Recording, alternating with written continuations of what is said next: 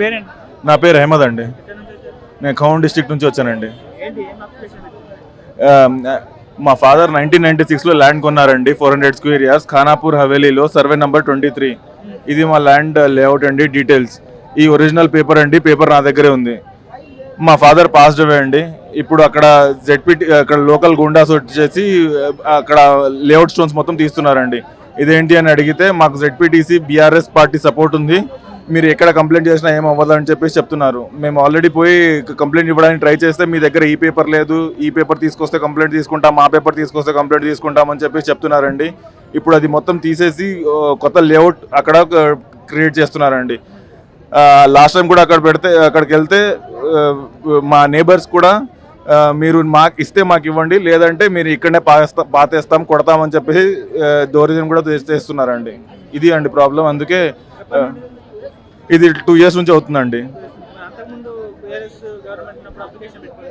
అసలు ఎవరు వినట్లే అండి. అప్లికేషన్ పెట్టుకోవాలనుకున్నా అసలు అప్లికేషన్ తీసుకోవట్లేము. అది ఇప్పుడైతే ఈ రోజు వచ్చేసి ఇది నా ఒరిజినల్ పేపర్స్ అండి. ఇక్కడ వచ్చేసి అప్లికేషన్ ఇచ్చేసాను. అప్లికేషన్ రిసీవ్ చేసుకున్నారండి. ఖమ్మం డిస్ట్రిక్ట్ కలెక్టర్ దగ్గర అప్లికేషన్ ఫార్వర్డ్ చేస్తానన్నారు. సో అంటే ఇప్పుడు ల్యాండ్ భూ కబ్జా చేశారు కదా, పోలీసులు ఏమో అప్లికేషన్ ఈ అప్లికేషన్ ఏమంటున్నారు అంటే అవి లేకుండానా, లేకుంటే అంటే మీరు ఫుల్ అప్లికేషన్స్ లేకపోవడం వల్ల, లేకుంటే కావాలని వాళ్ళు వేరేది ఏమంటారు? మా దగ్గర మొత్తం పేపర్స్ ఉన్నాయండి. ఒరిజినల్ పేపర్స్ ఉన్నాయి, ఈసీ ఉంది, లేఅవుట్ ఉంది, మొత్తం ఉంది. బట్ స్టిల్ వాళ్ళు కాదు, మీరు 30 years బ్యాక్ రికార్డ్ తీసుకురండి, 50 years బ్యాక్ రికార్డ్ తీసుకురండి, మొత్తం ఇన్వెస్టిగేషన్ వాళ్ళే చేసుకుంటున్నారు. కంప్లైంట్ కూడా తీసుకోవట్లేదండి. అందుకే అసలు కంప్లైంట్ తీసుకొని మా ఒరిజినల్ పేపర్స్ నా దగ్గర వస్తే వాళ్ళు యాక్చువల్గా ఫేక్ డాక్యుమెంట్స్ క్రియేట్ చేశారండి. మా నేబర్స్ కూడా ఇలాగే వాళ్ళు ప్రాబ్లం క్రియేట్ చేస్తుంటే కొంతమంది అయితే లోయెస్ట్ ప్రైసెస్లో అమ్ముకుని వెళ్ళిపోయారండి. ఇప్పుడు నేను కంప్లైంట్ చేయడానికి, ఇక్కడ రిక్వెస్ట్ చేయడానికి ప్రజావాణి దగ్గర వచ్చానండి. లోపల అప్లికేషన్ మొత్తం తీసుకున్నారండి. మొత్తం ఉన్న ఎగ్జిస్టింగ్ ప్రూఫ్స్ అటాచ్ చేస్తే ఈ ప్రూఫ్స్ చాలని చెప్పేసి రిసీవ్ చేసుకుని మెసేజ్ వస్తుందన్నారు. ఆ మెసేజ్ చూసుకొని మనం ఫాలో అప్ అవ్వాలని చెప్పేసి చెప్పారండి. Thank you sir. మాది ఖమ్మం డిస్టిక్, బీరోల్ గ్రామం, తిరుమలాపాలెం మండలం. నా పేరు పేరం దాసయ్య, తండ్రి దానియేలు, లేట్ ఎక్స్ సర్వీస్ మ్యాన్. మా ఫాదర్ 2వ ప్రపంచ యుద్ధంలో పోయినందుకు గవర్నమెంట్ వారు భూమి ఇస్తామన్నారు. ఇంతవరకు ఇవ్వకుండా 40 years నుంచి తిప్పుతుండ్రు. అయినా నా పేరు మీద మొన్న ఆ మధ్య బ్రోకర్లు చెప్పిండ్రు, నీ పేరు మీద 10 ఎకరాలు అయింది అన్నారు. ఆ అసైన్మెంట్ లిస్టును తహసీల్దార్ ఆర్డీఓ స్మార్ట్ చేసిండ్రు, ఇవ్వకుండా బంద్ చేసిండ్రు. ఆ 10 ఎకరాలు వేరే వాళ్ళని చేసుకోమన్నారు. వాళ్ళు చేసుకుంటారు, వాళ్ళ కాడ వీళ్ళు లంచాలు తిన్నారు. ఈ సంగతి గట్టిగా ఎవరు పట్టించుకోవటాలే. ఇదే జిల్లా కలెక్టర్ 21 రాసినా ఈ విషయం పట్టించుకోలేగో. తహసీల్దార్ మరిపడ ఫోటో తీయండి, ఇది ఇగో 21 చూడండి, స్టడీ చేయండి, అర్థమైద్ది. నేను నోటి మాట చెప్పటం కాదు, మళ్ళీ లెఫ్ట్ సైడ్ తీయండి. తిరుగుతూనే ఉన్నా. నాకు 3 ఆడపిల్లలు, వాళ్ళ పెళ్ళిళ్ళు కాలేదు. ఎంత అన్యాయం, నాకు ఇంత మోసం చేసినాడు. కేసీఆర్ రాబట్టి ఇంకా నష్టం అయిపోయింది, లేకపోతే ఇద్దరు ఎంతనే సెకండ్ వార్లో ఆ జీవో వేరే ఉంది. ఆ జీవో కాదు, 10 ఎకరాలు అయితే ఇచ్చినవని అసైన్మెంట్ చేసిన వాళ్ళు మోసం జరిగింది. ఈ పక్క అయిందా సార్? ఈ పక్క అయింది, ఈ పక్క అయిందా?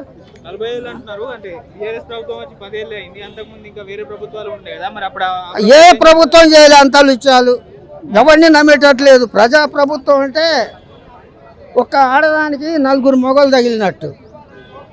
అది ఎవరికి సంసారం చేయాలి? అటువంటి ఎదవలు తయారయ్యారు ఇప్పుడు. ఇది కలెక్టర్, ఇది ఇవాళ ఇచ్చిన అప్లికేషన్ చూడండి. ఇప్పుడు ముఖ్యమంత్రికి రాసిన ఇది. ఇప్పుడు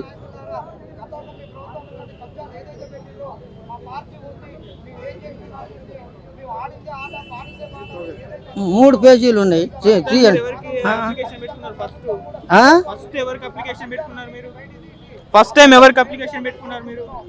ఫస్ట్ గవర్నమెంట్ ఇస్తే అక్కడ మా నాయన పెట్టిండు, మా నాయన ఉన్నప్పుడే పెడితే ఇగో రాసిండ్రు. మా నాయన ఆర్మీలు ఉండగానే మా అమ్మ పెట్టింది. ఏది 43లో ఆయన ఇన్ సర్వీస్లో ఉన్నప్పుడే వీళ్ళు ఇస్తామన్నారు.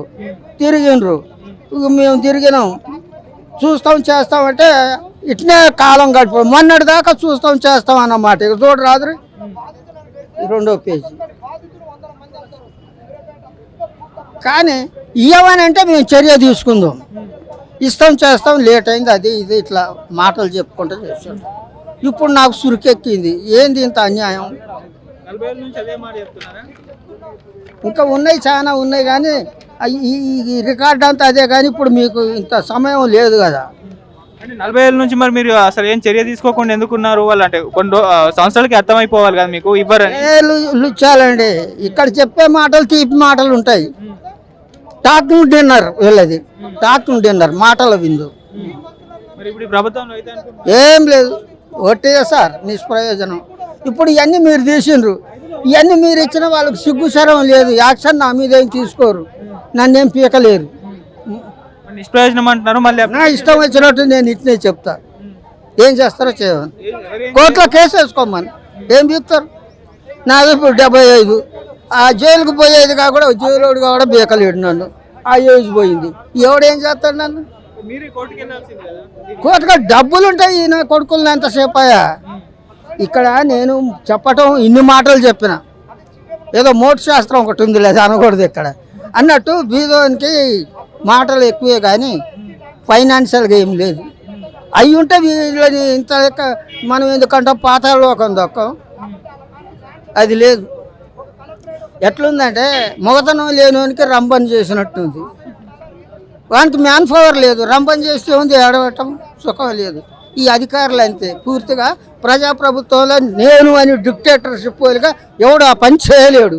వీడు ఒకటి రాస్తే వాడొకనికి, వానికి తిరిగారికే ఈ పుణ్యకాలం వెళ్ళిపోద్ది. వీడు చేస్తాడు, ఈయన రాసిండు అనుకో, అక్కడికి పోద్ది, అక్కడ వాడు అంటాడు, అక్కడ వీడు ఎంక్వైరీ అన్నాడు, ఎంక్వైరీలతోనే లైఫ్ లాంగ్ అయిపోద్ది, ఏం చేయలేరు. ఇంకెన్ని రోజులు మీరు ఇట్లానే ఫైట్ చేస్తుంటారు? ఇంకెన్ని రోజులు మీరు ఇట్లానే ఫైట్ చేస్తుంటారు? నేను బతికిలేని రోజులు లైఫ్ లాంగ్ అన్న, ఏమి లెక్క చేసేది లేదు. ఇది మానవ ప్రయత్నం చేయమన్నాడు దేవుడైనా, చేతులు ముక్కలు పెరగ మానవ ప్రయత్నం చెయ్యి, ట్రై బట్ అంటిల్ సక్సెస్ అన్నాడు. ఎట్లా జరిగితే అట్నే. ఏం పేరు? నా పేరు దొడ్ల విజయ. నేను యాదాద్రి భువనగిరి జిల్లా ఎంతుర్కపల్లి మండలం ఎంపీపీఎస్ బద్దునాయక్ తండలో ఎస్జిటి ఉపాధ్యాయురాలుగా పనిచేస్తున్నా. నేను ఒక పవర్ లిఫ్టర్ని, మరియు ఇండియా టీంలో ఆడుతున్నా. నేను అథ్లెటిక్స్ మలేషియా వివిధ దేశాల్లో ఆడడం జరిగింది. చాలా నేషనల్స్ కూడా నాకు గోల్డ్ మెడల్ రావడం జరిగింది. అయితే ఇప్పుడు నేను ఇండియా పవర్ లిఫ్టింగ్ టీంలో ఉన్నా సార్.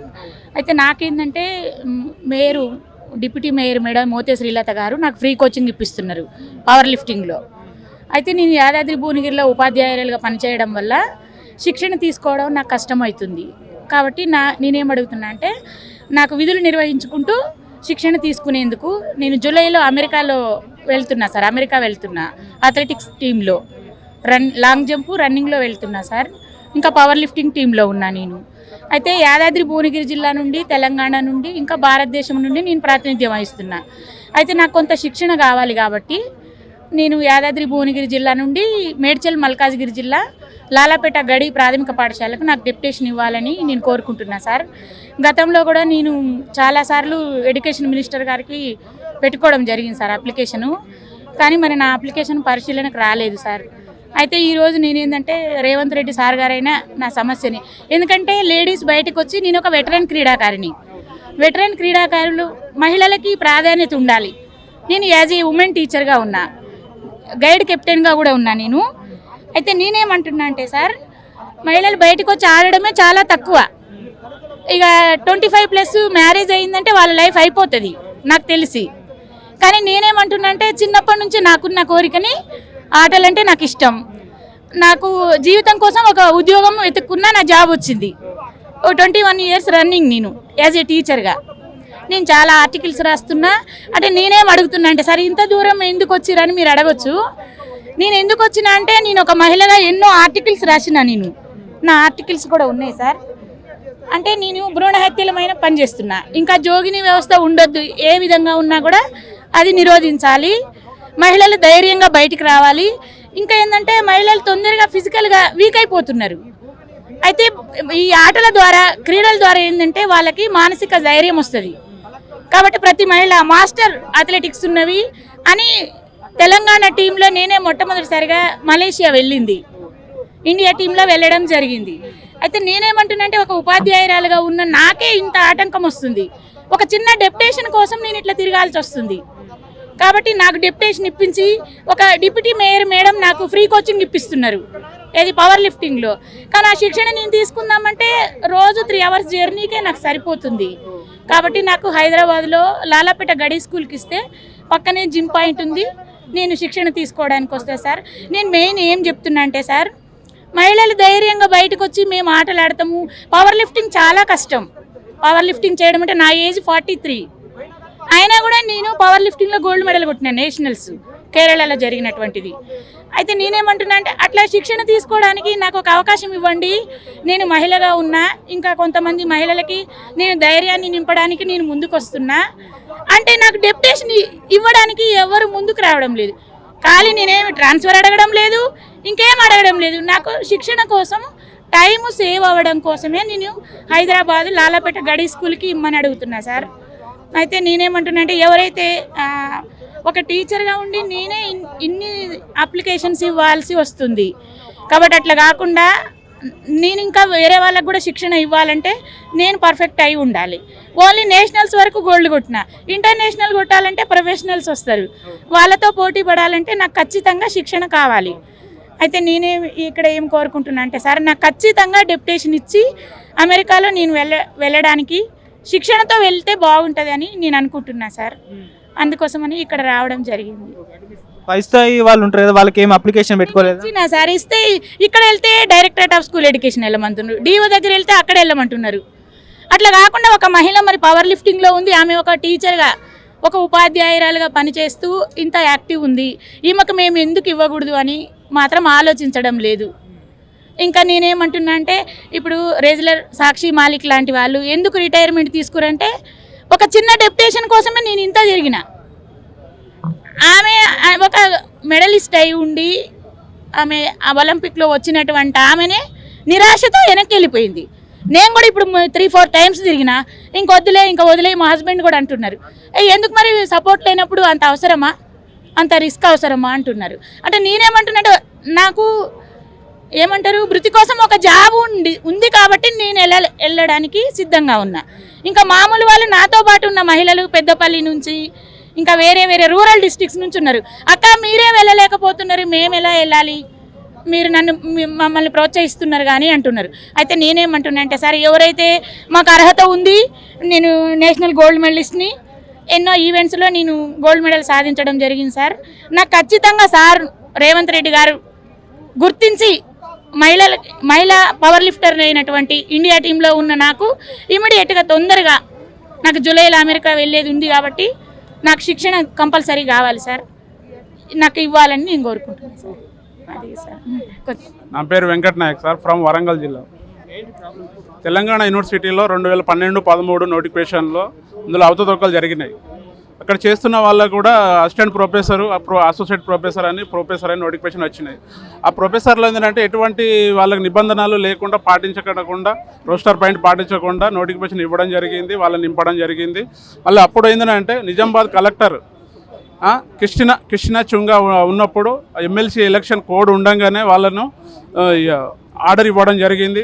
కోడ్ ఉండగా ఈ ఆర్డర్ ఎలా ఇస్తారనే ఉద్దేశంతో తర్వాత మళ్ళీ దాన్ని క్యాన్సిల్ చేయడం జరిగింది. క్యాన్సిల్ అందులో చేసి అకాడమిక్ కన్సల్టింగ్ వారు కాంట్రాక్ట్ చేస్తున్న వాళ్ళు కలిసి హైకోర్టు ఆశ్రమించడం జరిగింది. అప్పుడు కోర్టు స్టే వచ్చింది. స్టే వచ్చిన తర్వాత మళ్ళీ 6 months తర్వాత కోర్టును మళ్ళీ కింద తారుమారు చేసేసి అప్పటి ఏంటంటే యూనివర్సిటీలో ఇది నాయక్ కమిటీ ఉందని ఉద్దేశం ఉంది అనే విధంగా ఇక్కడ చూపించాలని ఉద్దేశంగా వాళ్ళు ఏం చేశారంటే చాలామందిని తీసుకోవడం జరిగింది. అది ఏంటంటే ఖాళీగా టెంపరీగా తీసుకోండి, మీరు ఆర్డర్స్ ఇవ్వకండి అని చెప్పేసి అప్పుడు నౌషద్ అలీ గారు జస్టిస్ గారు అన్నారు. అయినా కానీ వీళ్ళు ఏంటంటే అందరికీ ఏం కాదు, అందరికీ ఇక్కడ ఆర్డర్స్ ఇష్యూ చేయడం జరిగింది. ఇందులో రోస్టర్ పాయింట్ పాటించలేదు. ఇంతవరకు 2013 నుండి ఇప్పటి వరకు 2023 వరకు నాకు న్యాయం జరగలేదు. అప్పుడు ఉన్న వీసీ గారు అక్బర్ అలీఖాన్ గారు అండ్ మళ్ళీ గవర్నర్ నరసింహన్ తర్వాత మళ్ళీ ఏంటంటే గవర్నమెంట్ చేంజ్ అయిపోయింది. చేంజ్ అయిన తర్వాత జనవరి 3వ తారీఖు 2014లో ఆర్డర్స్ ఇవ్వడం జరిగిపోయింది. ఆర్డర్ ఇవ్వడం జరిగింది. అప్పటి నుండి కోర్టులో ఉంది. ఆ కోర్టు అయిపోయింది, అబ్బా మీకు ఏం కాలేదు ఏం కాదు. ఈ మధ్యలో హియరింగ్ వచ్చింది. హియరింగ్ వచ్చింది అంటే అది నాకు న్యాయం జరగాలి నేను కోరుకుంటున్నాను. నేను ఎస్టీ, నేను గిరిజన గడుపేద నిరుపేదని నేను అయితే నాకు న్యాయం జరగాలని నేను కోరుకుంటున్నాను. ఇప్పుడు నేను ఈరోజు రావడం జరిగింది, ఈరోజు అర్జీ పెట్టుకోవడం జరిగింది. గత ప్రభుత్వంలో చాలాసార్లు తిరిగి లాస్ట్ వచ్చింది. తిరిగి అని కాళ్ళు అరిగిపోయినాయి. అంతటా తిరిగాను. అప్పుడు గవర్నమెంట్ కేటీఆర్ గారు అవకాశం ఇవ్వలేదు. పోయి కలుద్దామని కూడా అపాయింట్మెంట్ ఇవ్వలేదు. మళ్ళీ సీఎం కేసీఆర్ గారు కానీ ఎవరైనా కానీ కవిత కానీ హరీష్ రావు గారిని కానీ అప్పుడు వీళ్ళు నడుస్తున్నది వీళ్ళది ఏంటంటే అప్పుడు ప్రభుత్వం ఏర్పడిన తర్వాత వెంటనే చేద్దామని అనుకున్నారు. అప్పటికి మళ్ళీ వీసీ గారు చేంజ్ అయిపోయారు. వీసీ గారు తీసేసి మళ్ళీ తర్వాత వేరే మళ్ళీ కేసీఆర్ గారు టీఆర్ఎస్ గవర్నమెంట్ ప్రభుత్వం వచ్చిన తర్వాత కాంట్రాక్టర్లు ఎటువంటి వాళ్ళని ఎవరిని తీసుకోకపోవడం జరగలేదు. మళ్ళీ ఏంటంటే కేసును అట్లనే ఉండి కూడా వీళ్ళను కొంతమందికి అసోసియేట్ ప్రొఫెసర్గా అవకాశం ఇవ్వడం జరిగింది.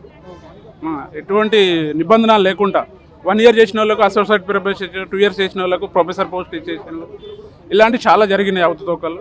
దీనికి ప్రభుత్వం ఇప్పటికైనా స్పందించి చర్య తీసుకు అలాంటి నిరుపేద వాళ్లకు న్యాయం చేయాలని మేము కోరుకుంటున్నాను. అర్జీ పెట్టుకున్నాను. మళ్ళీ ఇది జరగకుండా మళ్ళీ వచ్చి నేను మళ్ళీ చేస్తూనే ఉంటాను. నాకు ఇచ్చేంత వరకు నేను పోరాటం చేస్తూనే ఉంటున్నాను. Okay sir.